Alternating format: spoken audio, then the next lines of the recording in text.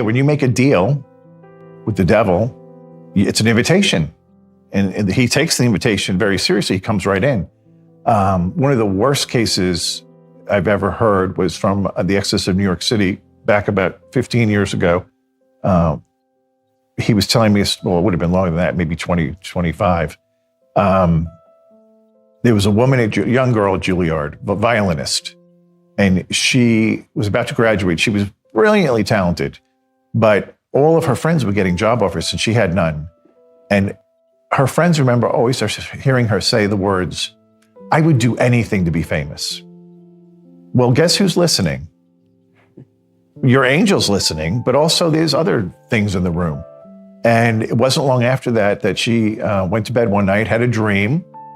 And she said in the dream was the most beautiful man she'd ever seen naked, another sign, calling card of the devil. And he said, "Do you really want fame and power?" And she said, "I do." And he produced a contract and he took his finger and slashed her finger and had her sign it in her blood. And then he touched the contract and it burst into flames and the ashes fell on the floor. So pretty easy to understand what happened, right? You don't need an advanced literary. Right. So when you wake up from that dream and you remember it, you might take a pause and be like, I don't think that was a good thing. But what's worse is her finger was cut and the ashes were next to the bed. So she still doesn't say anything. Not to be the devil's advocate, but I guess to be the devil's advocate.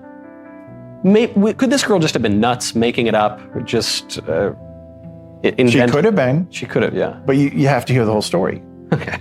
So within a couple of weeks, she signs this multinational tour, makes a ton of money, becomes very popular and famous on this circuit. And within a few years, she gets involved with drugs, goes to needles, gets HIV. Now she's dying in a New York hospital.